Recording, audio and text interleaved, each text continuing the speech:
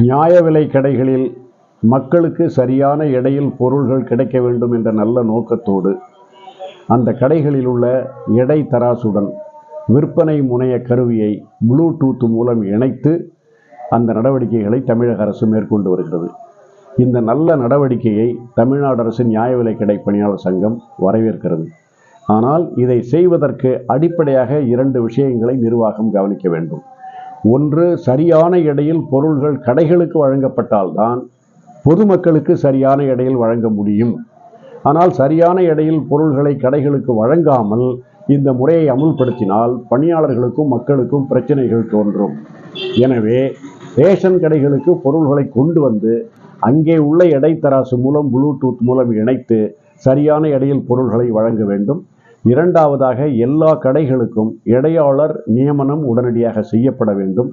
மூன்றாவதாக, 90% விரல் ரேகை சரிபார்ப்பு என்பதற்கு பதிலாக ஏற்கனவே இருந்த நடைமுறையின் அடிப்படையில் 40% விரல் ரேகை பொருந்தியிருந்தாலே அவர்களுக்கு பொருள்கள் வழங்கினால் விரைவில் மக்களுக்கு பொருள்கள் கிடைக்க ஏதுவாகும். அது மட்டுமல்ல, சேதார கழிவு நியாய விலை கடைகளுக்கு வழங்கப்படுவதில்லை. நுகர்பொருள் வாணிப கழக கடைகளில் சேதார கழிவு வழங்கப்படுகிறது.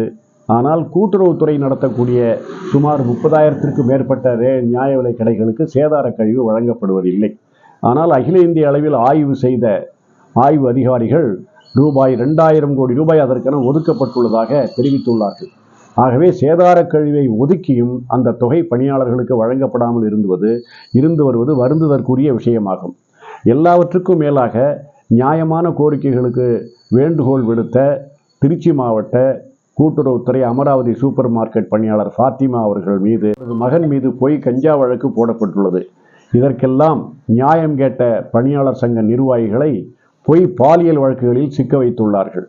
அது மட்டுமல்ல, ஒரு மாநில நிர்வாகிக்கு ஊதிய குறைப்பையும் செய்துள்ளார்கள். ஆகவே நியாயம் கேட்க போன நியாய விலை கடை பணியாளர்களுக்கு கொலை மிரட்டல், பொய் கஞ்சா வழக்கு, அதற்கு நியாயம் கேட்க போன சங்க நிர்வாகிகளுக்கு பொய் பாலியல் வழக்கு, ஊதிய குறைப்பு, சஸ்பென்ஷன் போன்ற கொடுமையான தண்டனைகளை திருச்சி மாவட்ட கூட்டுறவுத்துறை அமராவதி நிர்வாகம் வழங்கியிருக்கிறது. இதன் மீது உரிய நடவடிக்கைகள் மேற்கொண்டு உடனடியாக தமிழக அரசு உரிய தீர்வை காண முன்வர வேண்டும். இவ்விஷயத்தில் சிபிசிஐடி என்கொயரி கேட்டிருந்தோம், ஆனால் வழங்கப்படவில்லை.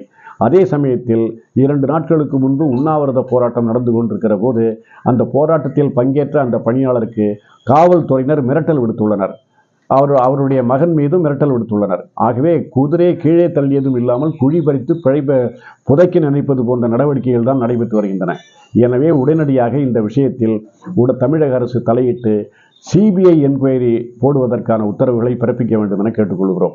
6வதாக, நியாய விலை கடை பணியாளர்களுக்கு ஊதிய மாற்றம் என்பது அரசாணைகள் மூலம் அவ்வப்போது கமிட்டிகள் நியமித்து வழங்கப்படுகிறது.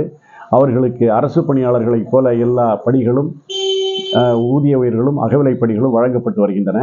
எனவே வருகின்ற 8வது ஊதிய மாற்றம் மாநில அரசு பணியாளர்களுக்கு செய்கிற போது நியாய விலை கடை பணியாளர்களுக்கும் அந்த ஊதிய மாற்ற குழுவிற்கு பரிந்துரைக்க வேண்டும். அதற்கான பரிந்துரையை நியாய விலை கடை பணியாளர்கள் கூட்டுறவுத்துறையின் மூலமாக ஒரு கமிட்டி அமைத்து அந்த பரிந்துரையை அரசுக்கு செய்ய வேண்டும் என கேட்டுக்கொள்கிறோம்.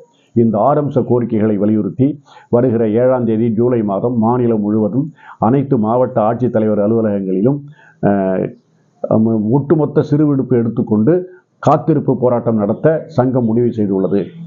இந்த நிலையை கணக்கில் எடுத்துக்கொண்டு தமிழக அரசு உடனடியாக எங்கள் சங்க நிர்வாகிகளை அழைத்து பேச்சுவார்த்தை நடத்தி கோரிக்கைகள் தமிழ்நாடு அரசு நியாய விலை கடை பணியாளர் சங்கம்